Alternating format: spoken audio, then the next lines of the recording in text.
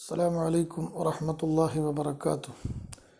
بسم الله الرحمن الرحيم. الحمد لله رب العالمين والصلاة والسلام على سيد المرسلين وآل كل والصحابة أجمعين. أما بعد. ആദരണീയരായ സഹോദരന്മാരെ, പ്രിയപ്പെട്ട സുഹൃത്തുക്കളെ, വളരെ പവിത്രമായ ഒരു സന്ദേശം നിങ്ങളിലേക്ക് എത്തിക്കുന്നതിനാണ് ഇപ്പോൾ ഇവിടെ വന്നിരിക്കുന്നത്. ഇൻഷാ അല്ലാഹ് നമ്മിലേക്ക് പരിശുദ്ധമായ ദുൽഹജ്ജ് മാസം സമാഗതമായിരിക്കുകയാണ്. ഈ മാസത്തിൻ്റെ സവിശേഷതയും അതിൻ്റെ പ്രാധാന്യവും നമ്മെ ബോധ്യപ്പെടുത്തുന്നതിനും അതിനാവശ്യമായ സജ്ജീകരണങ്ങളിലേക്ക് നാം ഇറങ്ങിത്തിരിക്കുന്നതിനുള്ള ഒരു മോട്ടിവേഷൻ നൽകുന്നതിനുമാണ് ഇപ്പോൾ ഇവിടെ നിങ്ങളുടെ മുമ്പിൽ വന്നിരിക്കുന്നത്. ദുൽഹജ്ജ് മാസം എന്ന് പറഞ്ഞാൽ ഹിജ്റ വർഷത്തിലെ അവസാനത്തെ മാസമാണ്, 12-ാം മാസമാണ് പരിശുദ്ധമായ ദുൽഹജ്ജ്. അല്ലാഹു സുബ്ഹാനഹു വ തആല ലോക മുസ്ലിം ഉമ്മത്തിൻ്റെ ഏറ്റവും വലിയ സമ്മേളനമായി നിശ്ചയിക്കപ്പെട്ട ഹജ്ജ്, അത് വർഷത്തിൽ നടക്കുന്ന ഒരു മാസമാണ് ദുൽഹജ്ജ് എന്ന് പറയുന്ന മാസം. ആ ദുൽഹജ്ജ് മാസത്തിലെ ആദ്യ 10-ലാണ് പരിശുദ്ധമായ അറഫ എന്ന് പറയുന്ന ഒരു ദിവസം നമുക്ക് അള്ളാഹു നിശ്ചയിച്ചു വന്നത്. യൗമു അറഫ എന്നത് നമ്മുടെ ആയുസ്സിൽ അപൂർവമായി ലഭിക്കുന്നതും നാം പ്രത്യേകം പരിഗണിക്കേണ്ടതുമായ ഒരു ദിവസമാണ്. അറഫ രാവ് ഉൾക്കൊള്ളുന്ന പരിശുദ്ധമായ ദുൽഹജ്ജ് മാസം നമ്മിലേക്ക് സമാഗതമാകുമ്പോൾ ശ്രദ്ധിക്കേണ്ട 1-2 കാര്യങ്ങളാണ് നിങ്ങളോട് ഓർമ്മപ്പെടുത്താനുള്ളത്. ഒന്ന്, ഈ മാസം അല്ലെങ്കിൽ ഈ ആദ്യത്തെ ദുൽഹജ്ജിലെ 10 ദിവസം വളരെയധികം അല്ലാഹു തആല അടിമകളുടെ പ്രാർത്ഥന സ്വീകരിക്കുന്ന 10 ദിവസങ്ങളാണ്. പാശ്ചാത്തപിക്കുന്ന ആളുകൾക്ക് അല്ലാഹു പാപങ്ങളെ പുറത്തു കൊടുക്കുകയും അല്ലാഹുവിലേക്ക് കൂടുതൽ അടുക്കുന്ന ആളുകളെ അല്ലാഹു തആല 2 കൈയും നീട്ടി സ്വീകരിക്കുകയും ചോദിക്കുന്ന ആളുകൾക്ക് എന്താണോ വേണ്ടത് അല്ലാഹു കൊടുക്കാൻ തയ്യാറാവുകയും ചെയ്യുന്ന ദിവസങ്ങളാണ് നമ്മിലേക്ക് സമാഗതമായിരിക്കുന്ന ഈ ദുൽഹജ്ജിലെ ആദ്യ 10 ദിവസം എന്ന് നമ്മളൊക്കെ മനസ്സിലാക്കുക. ഇതെന്തിനു വേണ്ടി പറഞ്ഞു എന്ന് ചോദിച്ചാൽ, കൊറോണയുടെ ഭീതിയിൽ നമുക്ക് ജുമുഅയും ജമാഅത്തും അല്ലെങ്കിൽ ദിക്റുകളും സ്വലാത്തുകളും വഅളുകളൊക്കെ ഇന്ന് നമ്മിൽ നിന്ന് നഷ്ടപ്പെട്ടു പോയ ഒരു സാഹചര്യമാണുള്ളത്. അതുപോലെ ഇങ്ങനെയുള്ള പവിത്രമായൊരു മാസവും നമ്മുടെ ഓർമ്മയിൽ നിന്ന് മാഞ്ഞു പോകുമോ എന്ന ഒരു ഭയം കൊണ്ടാണ് ഇപ്പോൾ ഈ സന്ദർഭത്തെ നിങ്ങളെ ഓർമ്മപ്പെടുത്തുന്നത്. പരിശുദ്ധമായ ദുൽഹജ്ജിലെ ആദ്യത്തെ 10 ദിവസം അള്ളാഹു പരിശുദ്ധ ഖുർആനിൽ സത്യം ചെയ്ത് പറഞ്ഞ ദിവസങ്ങളാണ്. വൽ ഫജ്രി വലയാലിൻ അശ്ർ. ദുൽഹജ്ജിലെ ആദ്യത്തെ 10 ദിവസം അള്ളാഹു തആല പ്രത്യേകമായി അത് പരാമർശിക്കപ്പെട്ടതായ 10 ദിവസങ്ങളാണ്. അതുകൊണ്ട് തന്നെ മഹാന്മാരായ ഉലമാ പറഞ്ഞു, ഈ ദുൽഹജ്ജ് 1 മുതൽ 10 വരെയുള്ളതായ ദിവസങ്ങളിൽ എല്ലാ ദിവസവും സൂറത്തുൽ ഹജ്ജ് പാരായണം ചെയ്യുന്നത്, പ്രത്യേകിച്ച് ദുൽഹജ്ജ് മാസത്തിൻ്റെ ആരംഭം കുറിക്കുന്ന രാത്രിയിൽ, അഥവാ ഇന്ന് രാത്രി നമുക്ക് മാസം കാണുകയാണെങ്കിൽ ഇന്ന് രാത്രി ഹജ്ജ് സൂറത്ത് ഓതിയാൽ നാളെ രാത്രിയാണ് ഹജ്ജ് മാസത്തിൻ്റെ ആദ്യ രാത്രിയെങ്കിൽ ആ നാളെ രാത്രി ദുൽഹജ്ജ് സൂറത്ത് ഓതിയാൽ ഹജ്ജ് ചെയ്യാതവൻ മരിക്കുകയില്ല എന്ന് മഹാന്മാർ പറഞ്ഞിട്ടുണ്ട്. മാത്രവുമല്ല, ഈ ഒരു വർഷം അള്ളാഹു അവനക്ക് വലിയ അഭിവൃദ്ധി നൽകുന്നതാണ്. അപ്പോൾ ഹജ്ജ് സൂറത്ത് നമ്മൾ ആദ്യത്തെ ദിവസമെങ്കിലും നമ്മൾ ഓതുക. അതേപോലെ ദുൽഹജ്ജ് 1 മുതൽ 10 വരെയുള്ളതായ 10 ദിവസങ്ങളിലും വൽ ഫജ്രി വലയാലിൻ അശ്ർ എന്ന സൂറത്ത് 1 വട്ടമോ 3 വട്ടമോ 7 വട്ടമോ 10 വട്ടമോ എത്രയാണ് നമുക്ക് ഓതാൻ പറ്റുന്നത് നമ്മൾ ഓതാൻ ശ്രമിക്കുക. സൂറത്തുൽ ഇഖ്ലാസ് 200 വട്ടം എല്ലാ രാത്രിയിലും ഓതൽ സുന്നത്താണ് എന്ന് മഹാന്മാർ പറഞ്ഞിട്ടുണ്ട്. അപ്പം ഇത് പ്രത്യേകമായി നിർദ്ദേശിക്കപ്പെട്ടതാണ്. ഇതൊക്കെ നമ്മൾ ചെയ്യുക. അതിന് പുറമെ ഈ 10 ദിവസം ആരാധനയ്ക്ക് വേണ്ടി നമ്മൾ മാറ്റിവെക്കണമെന്ന് ഓർമ്മപ്പെടുത്തുകയാണ്. കളിയും ചിരിയും തമാശകളൊക്കെ മാറ്റിവെച്ച് അള്ളാഹുവിൻ്റെ അടുക്കലേക്ക് നമ്മൾ പോകാനുള്ളവരാണെന്ന ബോധം എൻ്റെ പ്രിയപ്പെട്ടവരെ നമുക്ക് വേണം. ഇന്നല്ലെങ്കിൽ നാളെ നമ്മളെ കൊണ്ടുപോകാൻ മയ്യത്ത് കെട്ടിൽ വരും. നമ്മളെ യാത്രയേക്കാൻ ജനങ്ങൾ ഒരുമിച്ച് കൂടും. പിന്നെ ഞാനും നിങ്ങളും നമ്മൾ ചെയ്ത അമലുകളും മാത്രമാണ് നമുക്ക് കൂട്ടുകാരായി അല്ലെങ്കിൽ കൂട്ടിനായി നമ്മളെ കൂടെ ഉണ്ടാവുക എന്ന് നമ്മൾ മനസ്സിലാക്കണം.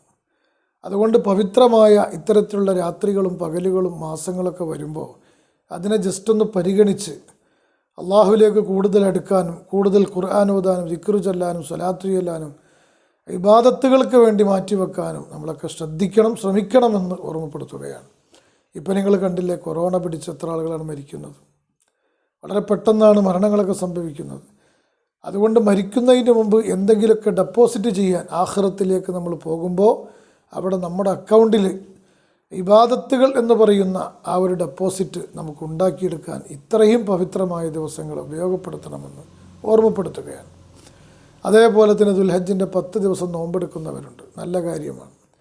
ഇനി അതൊന്നും കഴിയില്ലെങ്കിൽ അറഫാ ദിവസം നോമ്പെടുക്കൽ സുന്നത്താണ്. അഥവാ ദുൽഹജ്ജ് 9 അന്ന് പകൽ നമ്മൾ നോമ്പെടുക്കൽ പ്രത്യേകം സുന്നത്താണ്. ദുൽഹജ്ജ് 9ൻ്റെ നോമ്പ്, അറഫായുടെ നോമ്പ്, ആ നോമ്പ് നോറ്റ് കഴിഞ്ഞാൽ അല്ലാഹു സുബ്ഹാനഹു വ തആല കഴിഞ്ഞൊരു വർഷത്തെയും വരാൻ പോകുന്നൊരു വർഷത്തിൻ്റെയും പാപങ്ങൾ അയാൾക്ക് പുറത്തു കൊടുക്കുമെന്ന് ഹദീസിൽ നമുക്ക് കാണാൻ സാധിക്കുകയാണ്. എന്ന് പറഞ്ഞാൽ അടുത്തൊരു വർഷം കൂടി അവന് ആയുസ് ഉണ്ടായിത്തീരും എന്നതിൻ്റെ സൂചന കൂടി അതിലുണ്ട്. അപ്പം അറഫാ ദിവസത്തിൻ്റെ മറ്റ് ഒരു വലിയ പ്രത്യേകത എന്താണെന്ന് ചോദിച്ചാൽ അല്ലാഹു സുബ്ഹാനഹു വ തആല അറഫയുടെ അന്ന് പുറത്തു കൊടുക്കുന്നത് പോലെ മറ്റൊരു ദിവസവും അല്ലാഹു തആല തൻ്റെ അടിമകൾക്ക് പുറത്തു കൊടുക്കുന്നില്ല എന്നാണ്. ഈ ജനങ്ങൾക്ക് ദോഷങ്ങൾ പുറത്തു കൊടുക്കുന്ന കാഴ്ച കണ്ട് ഇബ്ലീസ് അന്തം വിട്ടുകൊണ്ട് അയാൾ അസ്വസ്ഥനായി തലയിൽ മണ്ണ് വാരിയിട്ട് ഓരിയിടുന്ന അല്ലെങ്കിൽ ഭയങ്കരമായ കരച്ചിൽ കരയുന്ന രംഗം അള്ളാഹുവിൻ്റെ റസൂല് വിവരിക്കുകയാണ്. അതുകൊണ്ട് അള്ളാഹുവിൻ്റെ ഔദാര്യം സുലഭമായി ഒഴുകുന്നതായ അറഫാ നാൾ ഉൾക്കൊള്ളുന്ന പവിത്രമായ 10 ദിനരാത്രങ്ങളാണ് പ്രിയപ്പെട്ടവരെ ഇന്നു മുതൽ നമ്മിലേക്ക് കടന്നു വരുന്നത്. ഈ ബോധം നമുക്ക് വേണം. നമ്മുടെ ഭാര്യ, മക്കൾ, കുടുംബം, ഭർത്താവ് എല്ലാവരും ഈ വിഷയം അറിഞ്ഞ് നമ്മുടെ വീട് ദിക്റിൻ്റെയും സ്വലാത്തിൻ്റെയും ഖുർആനിൻ്റെയും വീടായി മാറുക. പ്രത്യേകിച്ച് കോവിഡ് കാലമായതുകൊണ്ട് ആരും പുറത്തേക്ക് ആവശ്യമില്ലാതെ ഇറങ്ങരുത്. അഥവാ ജോലിക്കോ മറ്റോ പുറത്ത് പോയാൽ തന്നെ ഉടനെ തിരിച്ച് വീട്ടിലേക്ക് വരണമെന്ന് പറഞ്ഞിട്ടുണ്ട്. പക്ഷേ വീട്ടിൽ വന്ന് മൊബൈൽ ഫോണിലും ടി-വിയിലും ഇൻ്റർനെറ്റിലും നമ്മൾ കളിച്ച് സമയം തീർക്കാതെ ഈ 10 ദിവസങ്ങൾ അള്ളാഹുവിൻ്റെ പൊരുത്തവും പ്രീതിയും നേടിയെടുക്കുന്ന പ്രവർത്തനങ്ങളിൽ മുഴുകാൻ ഞാനടക്കമുള്ള എൻ്റെ വിശ്വാസികളോട് ഞാൻ ഓർമ്മപ്പെടുത്തുകയാണ്.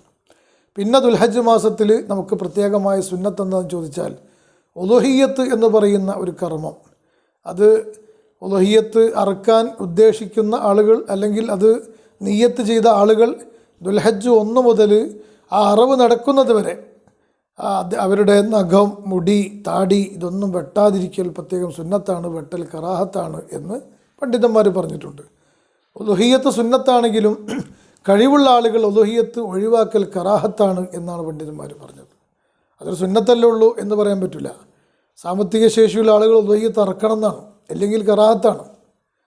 അത് ആട്, മാട്, ഒട്ടകം 3 വിഭവങ്ങളെ 3 മൃഗങ്ങളെ നമുക്ക് ഉളുഹിയ്യത്ത് അറക്കാം. ആടിനിറക്കാം, മാടുകൾ, പോത്ത്, മൂരി, കാള ഇവകളൊക്കെ ഇറക്കാം, അതേപോലെ ഒട്ടകത്തെ ഇറക്കാം. പക്ഷേ ഈ മാടിലും അതേപോലെ ഒട്ടകത്തിലും ഒരാൾക്കോ 2 ആൾക്കോ 3 ആൾക്കോ 4 ആൾക്കോ 5 ആൾക്കോ അങ്ങനെ 7 പേർക്ക് വരെ ഷെയർ ചെയ്തുകൊണ്ട് കൂടിയിട്ട് ഒരു മൃഗത്തെ വാങ്ങി ഇറക്കാവുന്നതാണ്. ആടിലത് പറ്റില്ല. ആട് ഒരാൾ ഒറ്റക്ക് മാത്രമേ ഇറക്കാൻ പറ്റുള്ളൂ. അവിടെ പണ്ഡിതന്മാർ വിശദീകരിച്ചിട്ടുണ്ട്. ഒരാൾ ഈ 7 പേരിൽ ഒരാളായി ഒരു പോത്തിലോ മുരിയിലോ പങ്കുചേരലാണോ ഖൈർ, അല്ല അയാൾ ഒറ്റക്കൊരു ചെറിയ ആടിനെ വാങ്ങിയിട്ട് ഇറക്കലാണോ ഖൈർ, അത് ആടിനെ തന്നെ അയാൾ സ്വന്തമായി വാങ്ങി ഇറക്കലാണ് ഖൈർ എന്ന് പറഞ്ഞിട്ടുണ്ട്. പെരുന്നാളിൻ്റെ ആ ദിവസം സൂര്യൻ ഉദിച്ച് പെരുന്നാൾ നിസ്കാരം കഴിഞ്ഞ് ഖുതുബയും കഴിഞ്ഞ് ഉടനെയാണ് നമ്മൾ ഉളുഹിയ്യത്ത് ഇറക്കാനുള്ള സമയം. അത് പെരുന്നാളിൻ്റെ അന്നും പിറ്റേന്നും അയ്യാമുത്ത ശരീഖിൻ്റെ മഗ്രിബ് വരെ അയാൾക്ക് ഉളുഹിയ്യത്ത് ഇറക്കാവുന്നതാണ്. പക്ഷേ ഏറ്റവും അഫ്ളൽ പെരുന്നാൾ ദിവസം അറക്കലാണ്. പെരുന്നാൾ ദിവസത്തെ നിസ്കാരവും ഖുതുബയും കഴിഞ്ഞ് അറക്കുക എന്നുള്ളതാണ് ഏറ്റവും പ്രധാനപ്പെട്ട സുന്നത്ത്. അറക്കാൻ കഴിയുന്ന ആളുകൾ, ആരോഗ്യമുള്ള ആളുകളാണെങ്കിൽ എൻ്റെ ഉളുഹിയ്യത്തിൻ്റെ മൃഗം ഞാൻ എൻ്റെ കൈകൊണ്ട് അറക്കൽ തന്നെയാണ് സുന്നത്ത്. പക്ഷെ എനിക്ക് അറുത്ത് പരിചയമില്ല അല്ലെങ്കിൽ ധൈര്യമില്ല, അങ്ങനെയാണെങ്കിൽ മറ്റൊരാൾക്ക് വക്കാലത്ത് കൊടുക്കാം. പക്ഷെ വക്കാലത്ത് കൊടുക്കുമ്പോഴും അറവിൻ്റെ സ്ഥലത്ത് ഞാൻ ഉണ്ടായിരിക്കൽ പ്രത്യേകം സുന്നത്താണ്. അതേപോലെ തന്നെ നമ്മളെ കുടുംബത്തിൻ്റെ ഹലറത്തിൽ വെച്ച് അറക്കലാണ് സുന്നത്ത്. ഉളുഹിയ്യത്തിൻ്റെ മൃഗത്തിൻ്റെ രക്തം ഭൂമിയിൽ എത്തിച്ചേരുന്നതിന് മുമ്പ് നാളെ മഹ്ശറയിൽ അള്ളാഹുവിനടുക്കൽ ഇവന് വേണ്ടി അത് സാക്ഷിയാകുമെന്ന് ഹദീസിൽ കാണാം. എന്ന് മാത്രമല്ല നാളെ മഹ്ശറയിൽ നമുക്ക് സഞ്ചരിക്കാനുള്ള വാഹനം കൂടിയാണ് നമ്മൾ അറുത്ത ഈ ബലിമൃഗം എന്ന് നമ്മൾ മനസ്സിലാക്കി കഴിയുന്ന ആളുകളൊക്കെ ഇൻഷാ അല്ലാഹ് ഉളുഹിയ്യത്ത് അറുക്കാൻ ശ്രമിക്കുക. ആളുകൾ കൂടിച്ചേരുന്നത് മാത്രമേ ഇപ്പോൾ നിരോധിക്കപ്പെട്ടിട്ടുള്ളൂ. ബലിയറുക്കാൻ പാടില്ല എന്ന് ഗവൺമെൻറ് പറഞ്ഞിട്ടില്ല. ഇൻഷാ അല്ലാഹ് നമ്മുടെ ഖാദിസിയുടെ കീഴിൽ സമൂഹമായ ബലി ഇൻഷാ അല്ലാഹ് ഈ വർഷവും ഉണ്ടാകുമെന്ന് നമുക്ക് പ്രതീക്ഷിക്കാം. ആ താല്പര്യമുള്ളവരൊക്കെ കമ്മിറ്റിയുമായി ബന്ധപ്പെടേണ്ടതാണ്. ഏതായിരുന്നാലും ഉളുഹിയ്യത്ത് വളരെ പവിത്രമായ ഒരു സുന്നത്തായ ഒരു അമലാണ് എന്ന് നമ്മളൊക്കെ മനസ്സിലാക്കി ഇൻഷാ അല്ലാഹ് അതിന് ആവശ്യമായ എന്തൊക്കെ കാര്യങ്ങളാണോ നമുക്ക് ചെയ്യാൻ പറ്റുന്നതൊക്കെ നമ്മൾ ചെയ്യണം എന്ന് പ്രത്യേകമായി ഓർമ്മപ്പെടുത്തുകയാണ്. പിന്നെ അതിൻ്റെ വയസ്സ് പറഞ്ഞിട്ടുണ്ട്. കോലാട്, നെയ്യാട്. ആടിൻ്റെ കൂട്ടത്തിൽ 2 തരം ആടുകളുണ്ട്. നെയ്യാടാണെങ്കിൽ 1 വയസ്സായാൽ മതി. കോലാട് നമ്മുടെ നാട്ടിൽ കിട്ടുന്ന സാധാരണ ആട്, അതിന് 2 വയസ്സ് പ്രായമാവണം. അതേപോലെ തന്നെ വെള്ള നിറത്തിലുള്ള ആടാണ്, മൃഗങ്ങളാണ് ഏറ്റവും നല്ലത്. പിന്നെ മഞ്ഞ, തവിട്ട് നിറം, ചുവപ്പ്, ഇങ്ങനെയൊക്കെയാണ് അതിൻ്റെ കണക്കുള്ളത്. അതേപോലെ തന്നെ പിന്നെ ഈ മാംസം ചുരുങ്ങിയതല്ല, ഏറ്റവും നല്ല മാംസലമായ അയ്ബുകളൊന്നുമില്ലാത്ത നല്ല മൃഗത്തെ തന്നെ ഉളുഹിയ്യത്ത് അറക്കണമെന്നാണ് കർമ്മശാസ്ത്ര പണ്ഡിതന്മാർ പറഞ്ഞിട്ടുള്ളത്. ഉളുഹിയ്യത്ത് നേർച്ചയാക്കിയാൽ അത് അറക്കൽ നിർബന്ധമാണ്. അവിടെ അറക്കുന്ന സമയത്ത് പ്രത്യേകം നിയ്യത്ത് ചെയ്യേണ്ടതുമുണ്ട്. അപ്പോൾ അതേപോലെ തന്നെ നമ്മൾ പിന്നെ ഈ മാംസം, അതിൻ്റെ തോലുമൊക്കെ സാധാരണഗതിയിൽ നമുക്ക് വിൽക്കാനൊന്നും പാടില്ല. അതെല്ലാം നമ്മൾ സദക്ക ചെയ്യണമെന്നാണ് ഇസ്ലാമിൻ്റെ നിയമം. ദാനം ചെയ്യൽ നിർബന്ധമാണ്. അതിൽ നിന്ന് അല്പം പോലും എന്താക്കാൻ പാടില്ല, നമ്മൾ ഉപയോഗിക്കാൻ പാടില്ല എന്നതൊക്കെ അതിൻ്റെ നിയമങ്ങളിൽപ്പെട്ടതാണ്. ഇൻഷാ അല്ലാഹ് ഈ കാര്യങ്ങളൊക്കെ നമ്മൾ മനസ്സിലാക്കണം. അപ്പോൾ പറഞ്ഞു വരുന്നത് ഉളുഹിയ്യത്ത് എന്ന് പറയുന്ന ആ ഒരു കർമ്മം, അതേപോലെ തന്നെ പരിശുദ്ധമായ ദുൽഹജ്ജിൽ ആദ്യത്തെ 10 ദിവസം, അതേപോലെ അറഫ ദിവസം, അറഫായുടെ നോമ്പ്, ഇത്തരം കാര്യങ്ങളൊക്കെ നിങ്ങളെ ഒന്ന് ഓർമ്മപ്പെടുത്താൻ വേണ്ടിയിട്ടാണ് ഇന്ന് ഇവിടെ വീഡിയോയിൽ വന്നിട്ടുള്ളത്. എൻ്റെ ശബ്ദം ശ്രവിക്കുന്ന എല്ലാ പ്രവർത്തകന്മാരും ഇന്ന് മുതൽ ഇൻഷാ അല്ലാഹ് അള്ളാഹു നമ്മിലേക്ക് കൊണ്ടുവന്നിരിക്കുന്ന ഈ ഒരു വലിയ ബറക്കത്തുൽ അതിഥിയെ 2 കൈകളും നീട്ടി സന്തോഷപൂർവ്വം സ്വീകരിച്ച് ഇൻഷാ അല്ലാഹ് ദുൽഹജ്ജ് മാസം നമുക്ക് അനുകൂലമായി സാക്ഷിയാവണം. പരിശുദ്ധമായ മക്കയിലും മദീനയിലും ലക്ഷക്കണക്കായ വിശ്വാസികൾ ഹജ്ജ് ചെയ്യുന്ന വലിയ പുണ്യപ്രദേശത്ത് ഈ വർഷം ഹജ്ജ് ആളുകൾ വളരെ ചുരുക്കപ്പെട്ടൊരു കാലാവസ്ഥ നിലനിൽക്കുകയാണ്. ഇബ്രാഹിം നബി അലൈഹി സ്വലാത്തു വസ്സലാം 4000 കൊല്ലം മുമ്പ് തൻ്റെ പ്രിയപ്പെട്ട മകനെ അള്ളാഹുവിൻ്റെ കൽപ്പന പ്രകാരം ബലിയറുക്കാൻ വേണ്ടി കൊണ്ടുപോയ ആ ഒരു ചരിത്ര സ്മരണയെ അയവിറക്കിക്കൊണ്ടാണ് വിശ്വാസികൾ അല്ലാഹു അക്ബർ അല്ലാഹു അക്ബർ അല്ലാഹു അക്ബർ എന്ന തക്ബീർ മുഴക്കിക്കൊണ്ട് ബലിദാന കർമ്മങ്ങൾ നടത്തുന്നത്. ഹാജർ ബീവിയുടെയും സാറ ബീവിയുടെയും ഇബ്രാഹിം അലൈഹി സ്വലാത്തു വസ്സലാമിൻ്റെയും മകൻ ഇസ്മായിൽ അലൈഹി സ്വലാത്തു വസ്സലാമിൻ്റെയും ത്യാഗോജ്വലമായ സ്മരണകളാണ് പരിശുദ്ധമായ ദുൽഹജ്ജ് നമുക്ക് നൽകുന്നത്. അഥവാ അള്ളാഹു നൽകിയതെല്ലാം അള്ളാഹുവിൻ്റെ മാർഗത്തിൽ ചിലവഴിക്കാൻ മനുഷ്യൻ്റെ മനസ്സിൽ യാതൊരു വൈമനസ്യവും ഉണ്ടാകാൻ പാടില്ല. അതാണ് ഇബ്രാഹിമി സന്ദേശം. നിങ്ങൾ ആലോചിച്ച് നോക്ക്, നമ്മളെ ആരോഗ്യം, നമ്മളെ സമ്പത്ത്, നമ്മുടെ സമയം, ഇതെല്ലാം അള്ളാഹുവിൻ്റെ മാർഗത്തിൽ ചിലവഴിക്കാൻ ഏതെങ്കിലും ഉസ്താദ് ആവശ്യപ്പെട്ടാൽ നമ്മൾ പലപ്പോഴും ആ ഉസ്താദിനെ ശപിക്കും, അല്ലെങ്കിൽ നമ്മുടെ മനസ്സ് അതിലേക്ക് ഇറങ്ങി വരാൻ വളരെത്തിരി പ്രയാസമാണ്. നമ്മളെ ശരീരവും നമ്മളെ സമ്പത്തും നമ്മളെ സമയമൊന്നും നമ്മുടേത് കഴിച്ച് ബാക്കിയുണ്ടെങ്കിൽ അള്ളാഹുവിനോ ദീനിനോ കൊടുക്കാമെന്ന ഒരു ചിന്തയാണ് പലപ്പോഴും ഉള്ളത്. എന്നാൽ ഇബ്രാഹിം നബി അലൈഹി സ്വലാത്തു വസ്സലാമിൻ്റെ സന്ദേശം അതല്ല. അള്ളാഹു നൽകിയതെന്തും അള്ളാഹ്ക്ക് കൊടുക്കാൻ ഒരു മടിയും ഇല്ലാത്ത മനസ്സാണ് ഇബ്രാഹിം നബി അലൈഹി സ്വലാത്തു വസ്സലാം കാണിച്ചത്. അതാണല്ലോ നിങ്ങൾ ചിന്തിച്ചു നോക്ക്, തൻ്റെ 140-ാമത്തെ വയസ്സിലാണ് ഒരഭിപ്രായപ്രകാരം അള്ളാഹുവിനോട് ദ്വാരുന്നൊരു കുട്ടി അള്ളാഹു തല കൊടുത്തത്. അതായിരുന്നു ഇസ്മായിൽ അലൈഹി സ്വലാത്തു വസ്സലാം.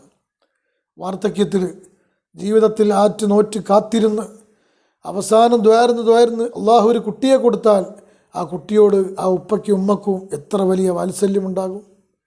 അങ്ങനെ ആ കുട്ടിയുടെ കൈയും കാലും വളർന്നു കാണാൻ ആഗ്രഹിച്ച് അവർ സ്നേഹചുംബനങ്ങളും നൽകി, പാലും തേനും നൽകി ഓമനക്കുഞ്ഞിനെ പോറ്റി വളർന്നതിൻ്റെ ഇടയിലാണ് അള്ളാഹുവിൻ്റെ ഓർഡർ വരുന്നത്. ഇബ്രാഹിം, നിനക്ക് ഞാൻ നൽകിയ പ്രിയപ്പെട്ട മകനുണ്ടല്ലോ ഇസ്മായിൽ, ആ മകനെ അള്ളാഹുവിൻ്റെ മാർഗത്തിൽ നീ ബലി കൊടുക്കണം.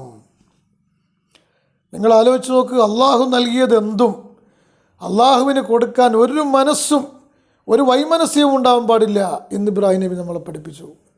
ഇബ്രാഹിം നബി അലൈഹി സ്വലാത്തു വസ്സലാമിന് ഒരു ചാഞ്ചാട്ടവും ഉണ്ടായില്ല. ഇസ്മായിലിനോട് പറഞ്ഞു, മോനെ നിന്നെ അറുക്കാൻ അള്ളാഹിൻ്റെ ഓർഡർ ഉണ്ട്, എന്ത് ചെയ്യണം? ആ മകൻ ബാപ്പയെപ്പോലെ അള്ളാഹുവിലേക്ക് എല്ലാ അർത്ഥത്തിലും സർവവും സമർപ്പിത ഹൃദയത്തിനുടമയാണ്. മകൻ പറഞ്ഞു, ബാപ്പ ഒരു പ്രയാസവുമില്ല. അങ്ങനെ മകൻ്റെ കയ്യും പിടിച്ച് ഹാജറായുടെ സമ്മതം വാങ്ങി മകനെ ബലിക്കല്ലിലേക്ക് കൊണ്ടുപോകുന്നൊരു ഉപ്പയുടെ കഥ 4000 കൊല്ലം മുമ്പ് ഇസ്ലാമിക ചരിത്രം നമുക്ക് പറഞ്ഞു തരികയാണ്. ആ ദൃഢനിശ്ചയത്തിൻ്റെ, അള്ളാഹുവിനോടുള്ള അങ്ങേയറ്റത്തെ പ്രതിബദ്ധതയുടെ ഉജ്ജ്വലമായ മനസ്സ്, ആ മനസ്സ് രൂപപ്പെട്ടതായൊരു ഉപ്പയും മകനും ചരിത്രത്തിൽ പുതിയൊരു അധ്യായം തീർക്കാൻ വേണ്ടി പോകുമ്പോൾ ആ പരീക്ഷണത്തിൽ അവർ വിജയിച്ചു എന്ന് മനസ്സിലാക്കിയ റബ്ബ് സുബ്ഹാനഹു തആല അതാ ആകാശത്തിൽ നിന്ന് ജിബ്രീൽ അലൈഹിസ്സലാത്തു വസ്സലാമിനെ പറഞ്ഞയക്കുകയാണ്. കയ്യിലൊരു ആടും കുട്ടിയുണ്ട്. എന്നിട്ട് പറഞ്ഞു, സദ്ദഖത റുഇയ ഇബ്രാഹിം, നീ ഈ പരീക്ഷണത്തിൽ വിജയിച്ചിരിക്കുന്നു, ഒരിക്കലും ഈ മകനെ ബലിയറുക്കേണ്ടതില്ല. പകരം ഇതാ സ്വർഗത്തിൽ നിന്ന് ആട്ടിനെ കൊടുത്തയച്ചിട്ടുണ്ട്, ആടിനെ നിങ്ങൾ ബലിയറുക്കുക. അങ്ങനെയാണ് ആടിൻ്റെ ശിരസിലേക്ക് കൈ കത്തിവെച്ചുകൊണ്ട് അല്ലാഹു അക്ബർ അല്ലാഹു അക്ബർ അല്ലാഹു അക്ബർ ലാ ഇലാഹ ഇല്ലല്ലാഹു അല്ലാഹു അക്ബർ വലില്ലാഹിൽ ഹംദ് എന്ന് തക്ബീർ ചൊല്ലിക്കൊണ്ട് അറുത്തുന്നതാണ്. അപ്പോൾ തീർച്ചയായും ഉളുഹിയ്യത്തിൻ്റെ മൃഗം അതറുക്കൽ നമുക്ക് വളരെ പ്രധാനപ്പെട്ട കാര്യമാണ്. അത് അറുത്ത് മാംസം മുസ്ലിമീങ്ങൾക്ക് തന്നെ വിതരണം ചെയ്യണം. മറ്റുള്ളവർക്ക് അത് കൊടുത്താൽ അത് വീടുകയില്ല. നമുക്ക് ഉപയോഗിക്കാം. സുന്നത്തായ ഉളുഹിയ്യത്താണെങ്കിൽ നമുക്കും ഉപയോഗിക്കാം, ബാക്കിയുള്ളവർക്കും കൊടുക്കാം. ഈ കാര്യങ്ങളൊക്കെ നിങ്ങളുടെ ശ്രദ്ധയിലുണ്ടാവണം. അതേപോലെ പരിശുദ്ധമായ പെരുന്നാൾ ദുൽഹജ്ജ് 10 നമ്മിലേക്ക് വരും. കൊറോണക്കാലമായതുകൊണ്ട് നമ്മളൊക്കെ ശ്രദ്ധിക്കുക. ആഡംബരങ്ങളും ആർഭാടങ്ങളൊക്കെ ഒഴിവാക്കുക. അനേകായിരം മനുഷ്യന്മാർ ഈ രോഗം പിടിച്ച് മരിച്ചു വീഴുമ്പോൾ നമുക്ക് അള്ളാഹു നൽകിയ ഈ ആരോഗ്യവും ഈ സൗകര്യങ്ങളൊക്കെ ഒന്ന് നമ്മൾ ഓർത്തുകൊണ്ട് ഉള്ളതുകൊണ്ട് തൃപ്തിപ്പെട്ടുകൊണ്ടൊരു പെരുന്നാൾ ആഘോഷിക്കുക. നമ്മളൊക്കെ ഉള്ള വസ്ത്രത്തിൽ നിന്ന് ഇത്തിരി വൃത്തിയുള്ള നല്ലൊരു വസ്ത്രം ധരിക്കുക. ടെക്സ്റ്റൈൽസ് പോയി കുപ്പായം വാങ്ങാനും പുതിയ വസ്ത്രം വാങ്ങാനും തിക്കും തിരക്കും കൂട്ടണ്ട. ഒരു പുതിയ വസ്ത്രം ധരിച്ചിട്ടില്ലെങ്കിൽ പെരുന്നാൾ ആവാതിരിക്കില്ല എന്ന് മനസ്സിലാക്കി കൊറോണക്കാലത്ത് ആവശ്യമില്ലാതെ പെരുന്നാൾ വസ്ത്രങ്ങൾക്ക് വേണ്ടി നിങ്ങൾ അനാവശ്യമായി പുറത്തിറങ്ങരുതെന്ന് ഓർമ്മപ്പെടുത്തുകയാണ്. അതേപോലെ ടൂറുകളും മറ്റു പ്രോഗ്രാമുകളൊക്കെ ഒഴിവാക്കി പെരുന്നാൾ അള്ളാഹു നൽകിയ നിഅമത്തിന് ശുക്റായി ഇബാദത്തിലായി കഴിഞ്ഞുകൂടാൻ നമ്മളൊക്കെ ശ്രദ്ധിക്കണമെന്ന് എല്ലാവരോടും ഓർമ്മപ്പെടുത്തി അള്ളാഹു സുബ്ഹാനഹു വ തആല നമുക്കെല്ലാവർക്കും ഈ പരിശുദ്ധമായ പുണ്യമാസത്തെ സ്വീകരിക്കാനുള്ള തൗഫീഖ് നൽകുമാറാവട്ടെ. നമ്മളിൽ നിന്ന് അള്ളാഹു ഈ രോഗത്തെ പൂർണ്ണമായും തുടച്ചു നീക്കുമാറാവട്ടെ. നമ്മളിൽ നിന്ന് മരിച്ചുപോയ നമ്മുടെ പ്രിയപ്പെട്ട ബിച്ചാക്ക ഉൾപ്പെടെ നമ്മുടെ ഉമ്മറക്ക ഉൾപ്പെടെ ഈ നാട്ടിൽ നിന്നൊക്കെ മരിച്ചുപോയ എല്ലാവർക്കും അള്ളാഹു മഗ്ഫിറത്ത് നൽകുമാറാവട്ടെ എന്ന് പ്രാർത്ഥിച്ചുകൊണ്ട് ഇൻഷാ അല്ലാഹ് ഞാൻ നിർത്തുന്നു. വാഖിർ ദഅവാന അനിൽ ഹംദുലില്ലാഹി റബ്ബിൽ ആലമീൻ. അസ്സലാമു അലൈക്കും വറഹ്മത്തുള്ളാഹി വബറകാതുഹു.